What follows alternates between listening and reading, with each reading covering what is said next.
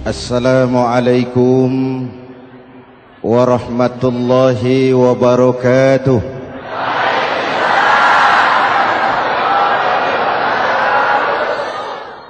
Alhamdulillah wassalatu wassalamu ala Rasulillah Sayyidina Muhammad ibn Abdullah wa ala alihi wa sahbihi wa mawala, amma ba'du. Saudara-saudara kaum muslimin di seluruh tanah air, hari-hari pada minggu akhir Ramadan kita bersama-sama menyaksikan sebuah fenomena tentang pindahnya kegiatan umat dari masjid ke pasar, dari masjid ke terminal, dari masjid ke stasiun, dari masjid ke bandara. Apa boleh buat, itulah wajah kita. Bahwa lebaran artinya mudik, bahwa lebaran artinya baju baru dan makanan. Lebaran berbeda dengan Idul Fitri. Lebaran adalah tradisi yang setiap kita boleh ikutan. Siapa saja boleh ikut lebaran, tapi tidak tiap orang bisa merayakan Idul Fitri. Mau puasa atau tidak puasa, boleh lebaran. Tidak dilarang sama petugas keamanan. Mau ibadah Ramadan atau tidak melaksanakan ibadah Ramadan, boleh ikut lebaran. Tapi tidak berarti merayakan Idul Fitri, karena selalu ada kos dari apa saja yang kita lakukan. Saya mau cerita, mau dengar nggak? Ada dokter gigi, dokter baru. Satu sore praktek, pasiennya 4 orang nunggu duduk jejeran. Dipanggil pasien pertama, diperiksa, berlubang giginya, dicabut tanpa dibius. Namanya dokter baru. Pasien ini teriak, aduh sakit dok, tidak kuat, sakit. Teriakannya keras sekali. Pasien yang 3 orang yang nunggu gemeter, lari semua. Sudah saya dicabut, diobati, selesai. Tanya, sudah selesai dok? Sudah mas. Berapa biayanya? 200.000. Loh, biasanya kan 50.000, kok 200.000? Biasanya sih memang 50.000, tapi siapa suruh kau teriak? Yang 3 lari.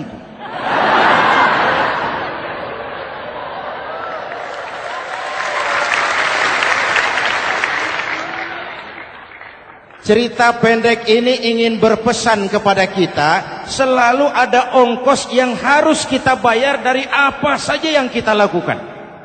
Mau ibadah atau tidak, mau jadi orang baik-baik atau jadi bajingan paling tengik,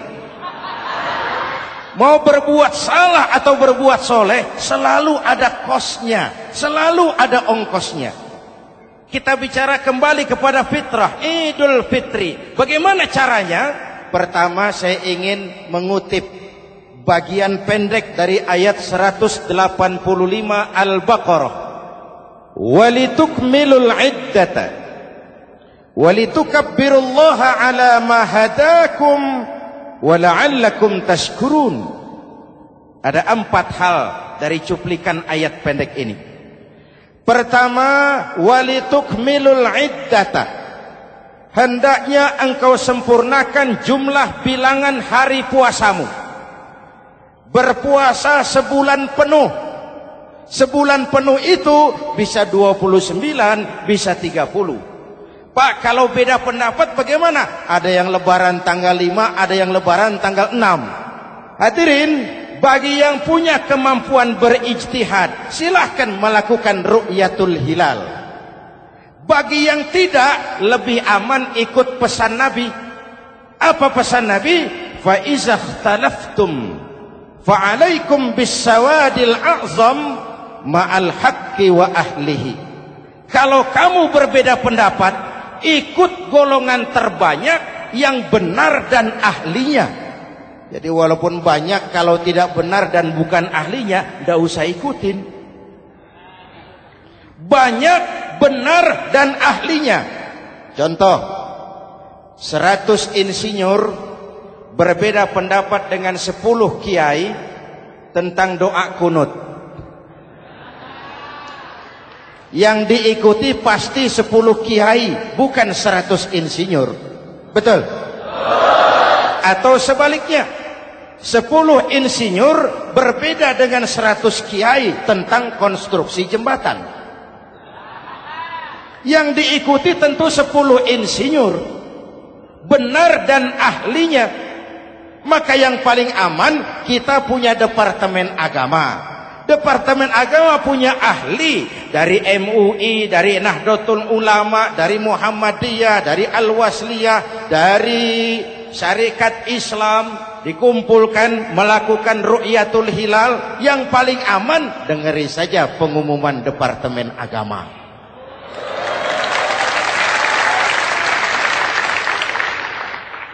Tapi tetap menghormati mereka yang meyakini 1 Syawal jatuh pada tanggal 5. Beda boleh, marah jangan. Jelas?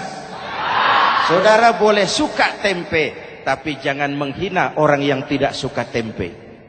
Saudara boleh senang tahu, tapi jangan ngenyek karo wong yang senang tahu.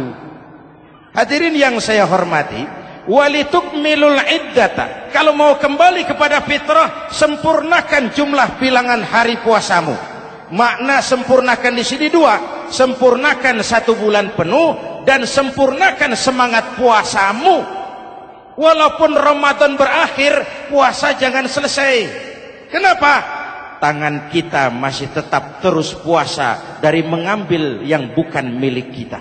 Lidah kita walaupun Ramadan sudah selesai tetap berpuasa dari memfitnah dan menggunjing orang lain. Kaki kita walaupun Ramadan sudah selesai tetap puasa dari berjalan ke tempat yang tidak baik.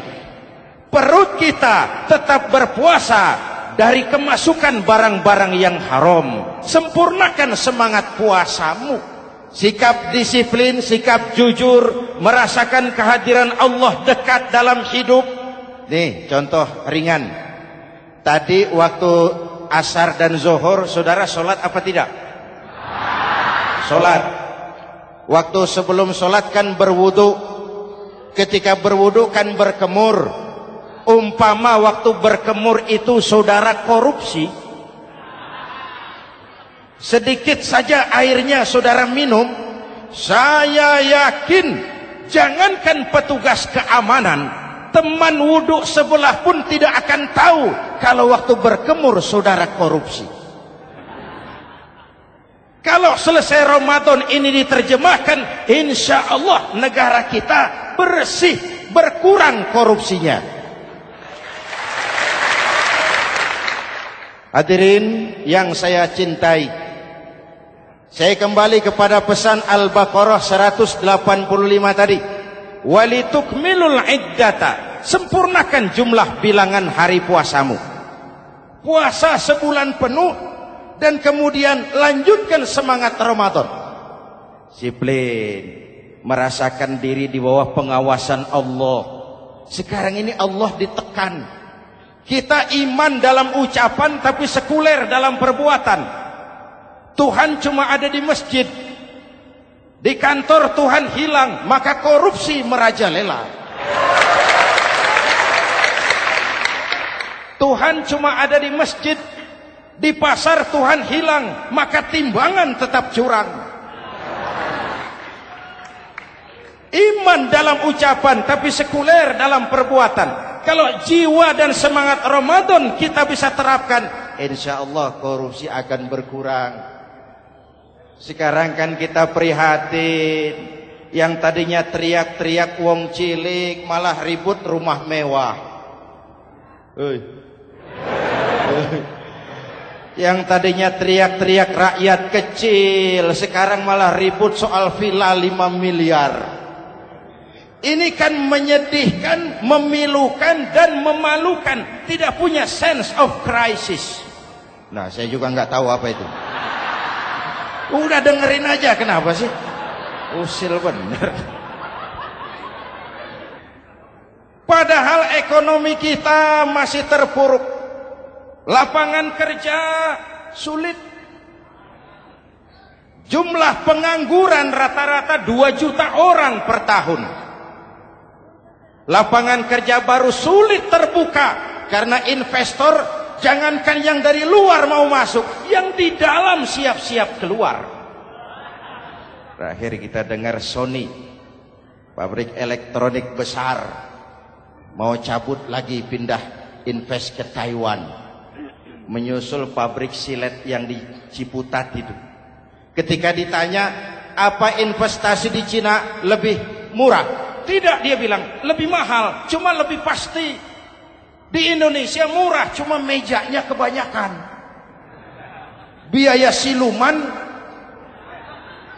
namanya siluman gak karu-karuan. Keluar uang banyak, urusan tidak pasti, capek. Disahkan undang-undang penyiaran yang justru ditolak oleh masyarakat penyiar sendiri. Industri penyiaran bakal kolaps. Karena sekarang ini boro-boro mereka industri televisi mau break even point, mau pulang modal, dengan ke depan bisa bangkrut. Akibatnya bisa kita pastikan, jumlah pengangguran makin bertambah. Hadirin yang saya hormati, kita memang setuju jangan terlalu mengadopsi siaran-siaran televisi dari luar. Kita harus punya filter. Tapi pada sisi yang sama, kita juga harus memperhatikan lapangan kerja buat rakyat kita ini.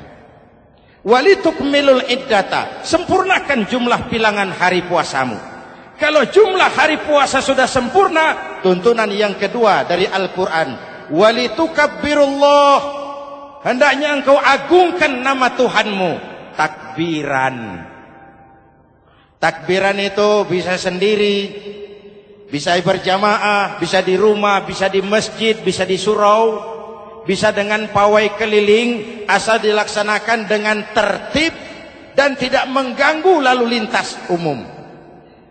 Prakteknya yang terjadi, pawai keliling itu mengganggu ketertiban umum, perang petasan,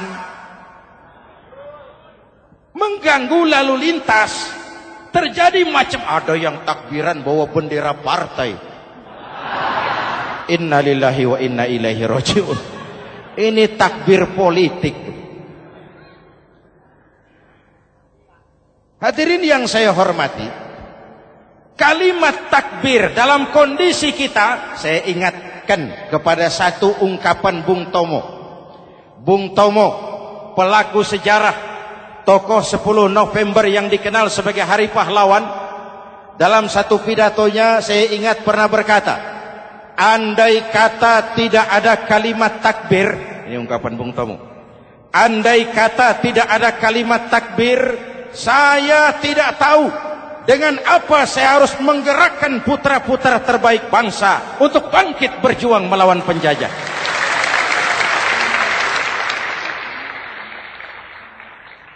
Ketika Allahu Akbar, itu londo, kelihatannya kecil, meriam enggak meleduk. Dahulu orang-orang tua kita cuma ada 2 kata, merdeka atau mati. Tidak berpikir nanti kalau menang dan merdeka saya jadi wali kota di mana.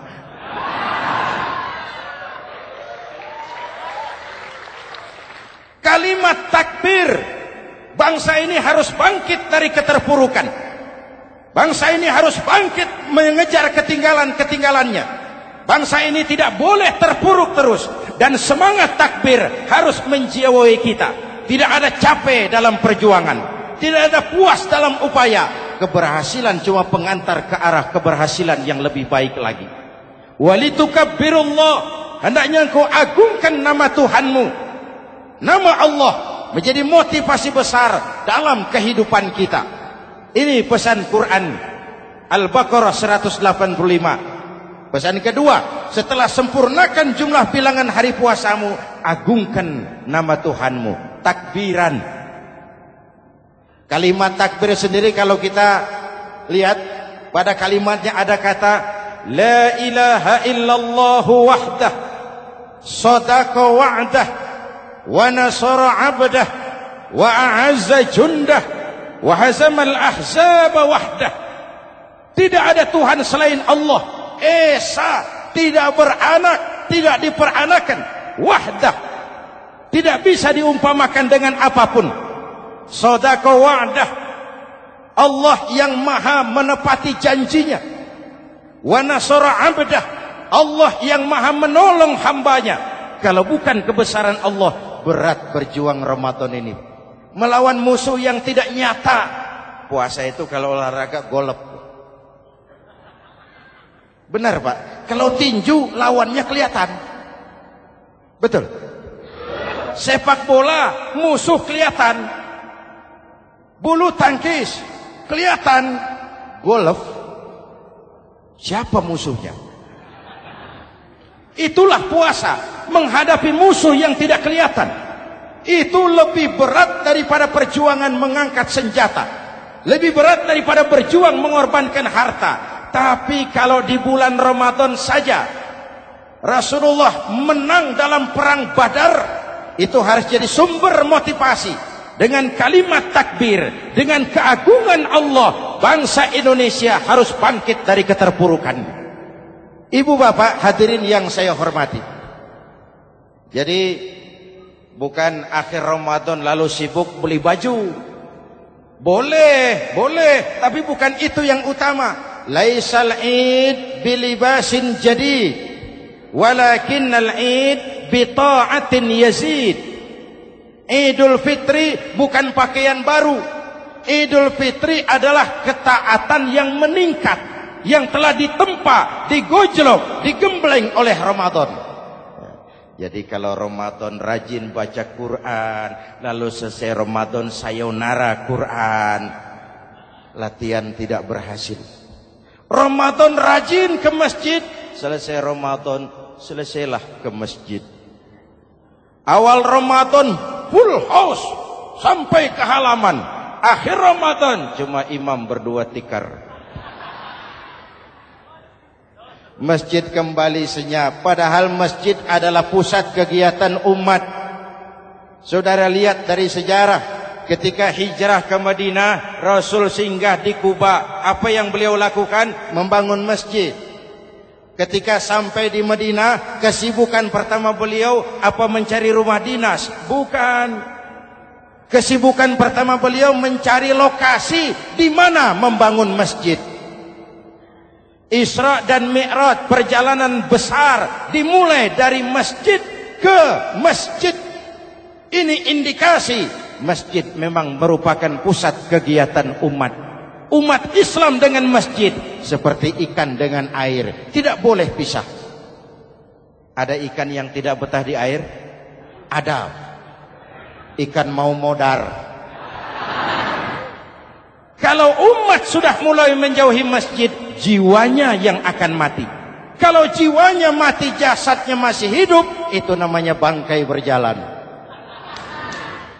Walitukabbirullah, engkau agungkan nama Tuhanmu, takbiran. Setelah berjuang penuh, membina takwa, mengharap ridho, mengendalikan nafsu. Ingat loh, puasa itu bukan menghilangkan nafsu, mengendalikan, menempatkan pada tempatnya. Manusia tanpa nafsu bukan manusia, tapi manusia yang disetir nafsu turun jadi binatang, bahkan lebih rendah daripada binatang. Puasa ini menempatkan nafsu di tempatnya. Hai laki-laki, kamu nafsu sama perempuan? Betul Pak. Perempuan suka laki-laki? Betul Pak. Boleh lewat sini, lewat pintu yang disebut nikah. Ini nafsu disalurkan lewat pintu yang disebut nikah. Jangan seperti ayam kawin tiap malam, nikah tidak mau.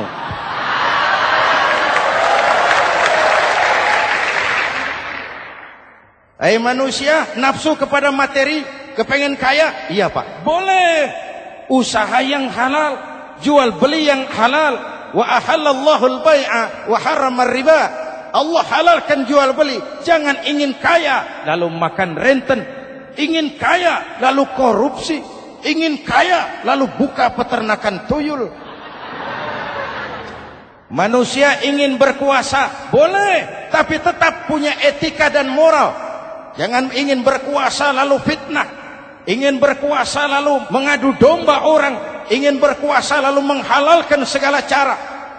Puasa menempatkan nafsu pada tempatnya. Manusia yang dikendalikan nafsu lebih puas daripada binatang. Saya punya ungkapan lama, sebuas-buasnya kerbau, makanannya tetap rumput. Saya belum pernah dengar ada kerbau terlalu buas lalu makan roti. Betul? Tapi manusia kalau sudah dikendalikan nafsu, manusia bukan cuma makan nasi, aspal, semen, kertas, minumnya solar, jauh lebih buas daripada binatang. Inilah puasa, arep nguwong ke wong, agar manusia itu jadi dirinya, fitrahnya, jangan dikendalikan oleh nafsu. Kita ini sudah diciptakan fi ahsani taqwim. Masya Allah. Hadirin, yang ketiga pesan Al-Baqarah 185 tadi. Setelah sempurna jumlah bilangan hari puasa, lalu mengumandangkan takbir, membayar zakat fitrah. Kenapa itu kita lakukan? Mengagungkan nama Allah. Ala ma hadakum. Agungkan nama Allah yang telah memberikan hidayahnya kepadamu. Masya Allah nih, hidayah, kita bersyukur. Hidayah ini hak prerogatif Allah. Diberikan kepada siapa saja yang dikehendaki oleh Allah. Kita bisa lihat dalam sejarah, ada anak Nabi tidak mendapat hidayah, tidak terpanggil mengikuti kebenaran yang disampaikan oleh bapaknya. Namanya Kan'an, putra Nabi Nuh. Ada ayah Nabi bernama Azar, ayah Nabi Ibrahim. Putranya penegak tauhid, ayahnya produsen berhala. Ada istri Nabi, istrinya Nabi Lut, tidak mendapat hidayah, tidak terpanggil mengikuti kebenaran. Lalu Abu Jahal, Abu Lahab, paman Nabi, melihat Nabi, menyaksikan mukjizat, mendengar wahyu, melihat tutur kata Nabi, hidayah tidak datang kepada dia, maka mereka tidak terpanggil mengikuti kebenaran. Kita alhamdulillah keponakan Nabi saja bukan, mendapat yang namanya hidayah ini. Ini harus kita pelihara, kita jaga baik-baik, karena ini merupakan hak prerogatif Allah. Yahdi man yasha, diberikan kepada siapa saja yang dikehendakinya.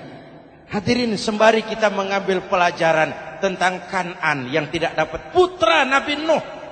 Ini saya ngambil bagian cerita sejarah. Masih mau dengar? Nabi Nuh diberi umur 950 tahun. Berdakwah sepanjang hidup. 800 tahun beliau dakwah. Dapat pengikut tidak lebih 80 orang. Rata-rata 10 tahun satu. Yang dihadapi ini umat yang kurang ajar, bandel, bajingan, tengik. Kalau diceramahi, telinganya ditutup dengan tangannya. Ini saking kurang ajarnya ini umat. Diberikan dakwah, telinganya ditutup dengan tangan. Nabi Nuh ketika di puncak kesabarannya munajat, ya Rabb, bagaimana Nuh? Siang malam saya berdakwah kepada umat ini. Saya sampaikan risalahmu, saya canangkan seruanmu, saya sampaikan ajaranmu. Inni da'autu qaumi lailan wa nahara. Siang malam saya berdakwah kepada umat. Wa inni kullama da'autuhum ja'alu asabi'ahum fi adhanihim. Tiap kali saya sampaikan dakwah kepada mereka, mereka tutup telinganya dengan tangannya. Saya tidak sanggup menghadapi umat seperti ini, ya Allah. Habis mau kamu bagaimana Nuh? Sikat saja sudah semua ini. Bikin mati saja. Nanti kalau punya anak, anaknya kafir lagi. Lebih baik bapak moyangnya, mbah-mbahnya sikat semua. Rabbi la tazar 'alal ardi minal kafirina dayyara. Jangan disisakan orang kafir. Habisin semua. Itu mau kamu? Iya. Buat kapal Nuh, nanti aku turunkan banjir. Dengan apa saya membuat kapal ya Rabb? Pakai kayu Nuh. Kayunya dari mana ya Rabb? Dari pohon tentu. Pohonnya belum ada ya Rabb. Tanam dulu Nuh. Membuat kapal kayunya nanam pohon dulu. Apa artinya? Perjuangan bukan simsalabim abragedabra. Perjuangan bukan makan lombok. Ini hari dimakan, ini hari pedas. Perjuangan itu proses. Ada keringat, ada air mata, ada darah, tempo-tempo nyawa. Itulah perjuangan. Sudah pohon ditebang, buatkan kapal di tengah kampung. Umat unjuk rasa lagi. Nuh makin gila. Bikin kapal di tengah kampung, mau belayar kemana? Selesai Nuh, selesai ya Rabb. Naik. Orang-orang yang beriman bersamamu naik. Binatang serba sepasang naik. Naik Nuh, naik orang beriman naik. Binatang serba sepasang. Gerimis mulai turun. Setelah kapal semua terisi, Nabi Nuh kontrol. Sudah naik semua? Sudah. Nuh. Mas Bejo ada? Ada. Mbok Painem naik sudah masuk. Oke. Hei. Kan'an anak saya ikut tidak naik kapal. Kami tidak lihat Nuh. Turun ke bawah. Ada Kan'an. Kami tidak lihat Nuh. Naik ke atas buritan. Kelihatan Kan'an tidak ikut naik kapal. Kumpul bersama orang kafir di daratan. Inilah potret kehidupan. Kumpul dengan orang-orang kafir. Berapa banyak anak-anak kita tidak mau ikut orang tuanya ke masjid. Kumpul dengan orang-orang kafir di tempat maksiat. Nuh karena sayang kepada anak, dari atas kapal memanggil, ya bunayyarkam ma'ana. Ya, ini bahasa orang manggil Pak. Kan'an, kesini nak, naik kapal sama papi. Ini terjemahan bebas. Jawab Kan'an di bawah, tidak mau Pak, saya di sini saja. Jangan nak, Allah sedang murka, akan turun banjir. Kalau datang banjir Bapak, sa'awi ila jabalin ya'simuni minal ma'. Saya akan naik ke gunung tinggi yang bisa menyelamatkan saya dari banjir. Kan'an naik ke gunung tinggi, gunung pun tenggelam dihantam banjir. Dalam puncak kepedihan, Nabi Nuh akhirnya sadar. Ya Allah, kalau orang kafir tenggelam, memang saya yang minta, tapi Kan'an kan anak saya. Nuh, anggap Kan'an bukan anakmu. Wa innahu amalun ghairu salih. Nuh sadar, akhirnya bilang, ana urid wa anta turid wallahu fa'alun lima yurid. Aku punya kemauan, kau Kan'an punya kemauan, Allah juga punya kemauan. Kemauan Allah lah yang akhirnya jadi kenyataan. Nek sekarang juga kita ngadepi musim banjir. Bukan banjir air saja, banjir peradaban-peradaban yang masuk ke negeri kita. Banjir maksiat, banjir munkarot. Kalau kita sudah ke masjid, kita sudah naik kapal. Tolong kontrol anak-anak kita. Tolong kontrol tetangga kita. Ayo naik kapal. Banjir.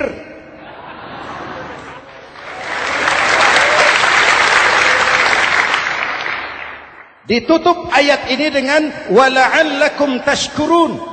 Atas hidayah yang diberikan kepada kita, kita bisa melaksanakan ibadah Ramadan, bisa takbiran, dan diakhiri dengan ungkapan tasyakkur.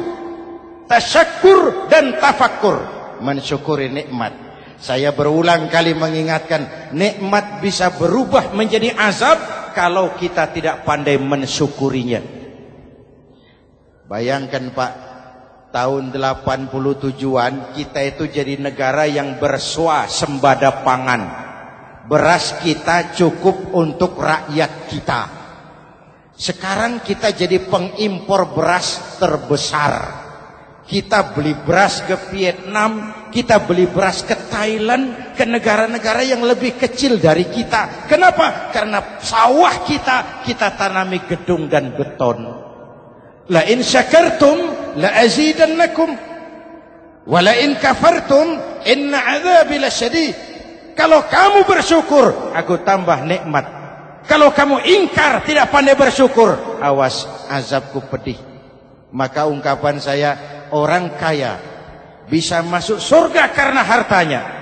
Orang kaya bisa masuk neraka juga karena hartanya. Syukur apa tidak syukur? Pejabat bisa masuk surga karena jabatannya. Pejabat banyak yang masuk neraka juga karena jabatannya.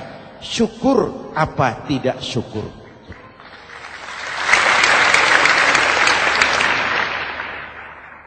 Orang alim, kiai bisa masuk surga karena ilmunya. Orang alim pun bisa masuk neraka lebih dulu dari penyembah berhala juga karena ilmunya. Syukur apa tidak syukur? Kasih jabatan sebagai pemimpin lalu menyadari sayyidul qaumi khadimuhum. Pemimpin suatu umat adalah pelayan bagi umat itu. Pelayan harus melayani, bukan minta dilayani. Selama ini kita memandang jabatan itu jalan pintas menuju kaya. Jabatan itu artinya kekuasaan dan fasilitas. Maka yang lahir rampok-rampok baru.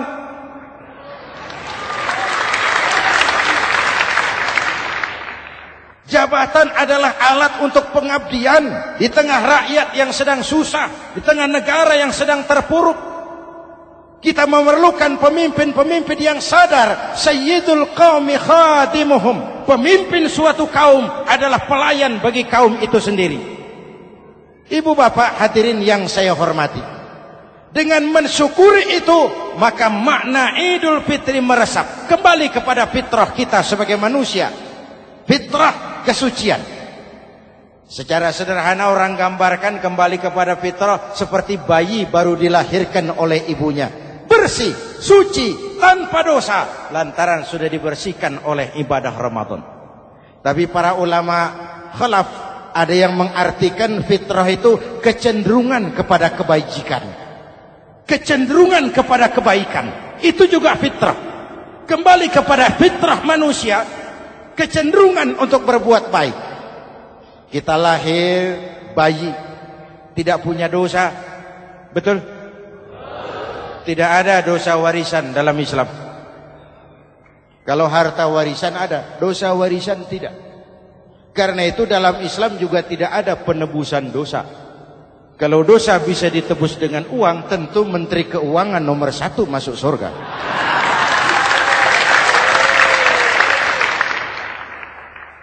Dosa dalam Islam ditebus dengan taubat, langsung kepada Allah, sonder calo. Hadirin yang saya hormati, kembali kepada fitrah seperti bayi baru dilahirkan oleh ibunya, bersih, tidak punya dosa kepada Allah lantaran sudah dibersihkan oleh ibadah Ramadan. Soalnya kemudian kita kan tidak hanya bersalah kepada Allah, kita ini juga bergaul dengan sesama manusia, betul?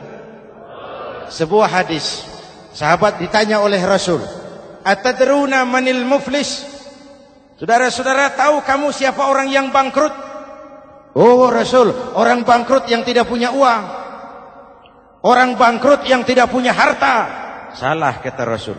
Innal muflisa min ummati, yang bangkrut dari golongan umatku, yang besok di hari kiamat datang menghadap Allah dengan membawa pahala solat, membawa pahala zakat, membawa pahala haji, membawa pahala sedekah pada satu pihak. Sementara pada sisi yang lain sebelah kiri, orang ini juga datang membawa kesalahan karena pernah mencaci maki orang, pernah memfitnah orang, pernah memakan harta orang dengan cara yang zalim. Satu sisi bawa kebajikan, sisi lain bawa kesalahan. Kalau ini yang terjadi, bagaimana nasib kita kata Nabi?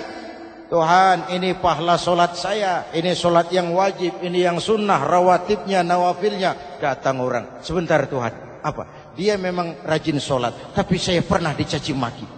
Hancur nama saya, remuk hati saya. Di dunia saya tidak bisa membalas karena dia lebih berkuasa. Sekarang saya menuntut keadilan. Betul? Ya Tuhan, sini pahala solatmu, kasih orang yang kau caci maki. Tuhan, ini pahala puasa saya, yang wajib Ramadannya, sunnah 6 hari Syawalnya, Senin Kemisnya. Ini Tuhan. Datang lagi, sebentar Tuhan. Kenapa? Dia memang rajin puasa, tapi saya pernah difitnah tanpa benar, dicorengkan arang ke dahi, hancur nama saya karenanya. Saya menuntut keadilan karena di dunia waktu itu cuma banyak pengadilan, tapi tidak ada keadilan. Benar? Benar. Pahala solatmu kasih orang yang kau fitnah. Tuhan, ini pahala zakat saya. Datang lagi, Tuhan, dia memang suka zakat, tapi korupsinya lebih besar dari zakatnya. Nuntut keadilan. Sini, pahala zakatmu kasih. Kalau habis pahala kebaikan, orang yang menuntut masih banyak, diambillah dosa orang yang kita sakiti, diberikan kepada kita. Pahala dipreteli, dosa diberikan. Apa enggak bangkrut? Ibarat orang dagang, modal habis, tagihan hutang datang terus. Kenapa? Orang ini cuma baik hubungannya kepada Allah, tapi tidak baik hubungannya dengan sesama manusia. Karena itu, dalam konteks dengan fitrah, manusia makhluk yang fitrah. Apa fitrah itu?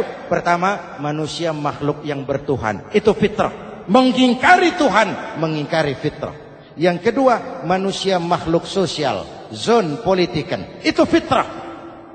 Kita tidak bisa hidup sendiri. Betapa dan siapapun kita memerlukan yang lain. Maka nuansa Ramadan intinya adalah silaturahmi. Nuansa Idul Fitri, silaturahmi antar sesama kita. Ada baiknya saya ingatkan lagi sebuah hadis. Masih mau dengar? Selesai sholat Id, sahabat mendengar Rasul mengucapkan amin 3 kali. Amin, amin, amin. Ya Rasul, ada apa?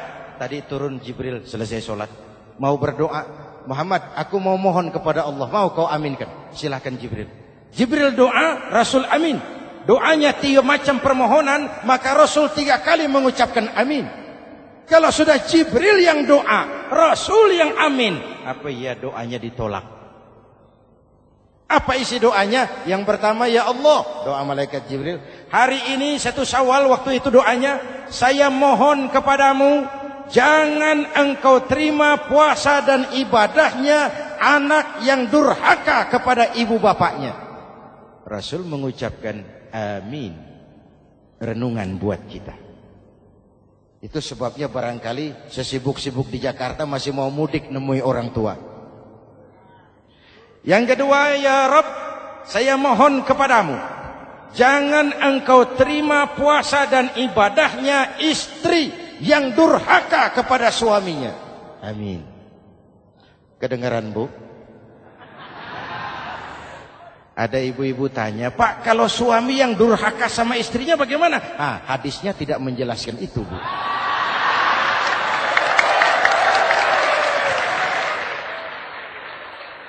Lo menang sendiri.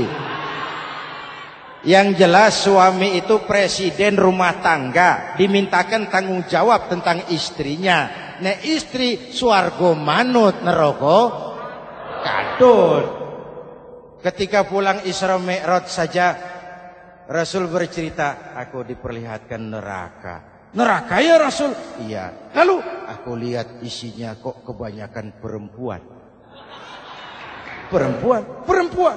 Laki bagaimana? Laki juga tidak sedikit. Cuma kebanyakan perempuan. Ya Rasul, apa mereka tidak sholat? Sholat. Apa mereka tidak ngaji? Rajin mereka sama suaminya. Kenapa banyak mereka di sana? Rasul senyum dan menjawab, hunna yakfurnal asir. Umumnya perempuan kurang bisa terima kasih sama suaminya.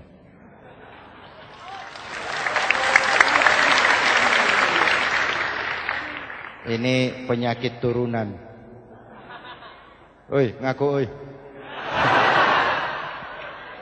Lalu yang ketiga, ya Allah, hari ini saya mohon kepadamu, jangan engkau terima puasa dan ibadahnya muslim yang tidak mau memaafkan sesama saudaranya muslim.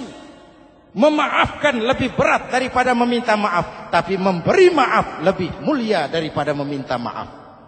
Inilah nuansa mengembalikan semangat saling menghargai, saling mencintai, keutuhan, kerukunan, dan kedamaian. Sudah capek kita rakyat dengan konflik. Sudah capek kita dengan mengedepankan perbedaan dan bukan persamaan. Sudah waktunya kita berbeda tapi tetap bergandengan, tetap bersama menyongsong hari esok yang lebih baik. Mintalah ridho ibu bapak, suami kepada istri, istri kepada suami, dan memaafkan sesama saudara muslim sehingga kita benar-benar kembali kepada fitrah. Terima kasih dan mohon maaf, semoga ada manfaatnya. Usikum wa nafsi bitaqwallah. Wassalamualaikum warahmatullahi wabarakatuh.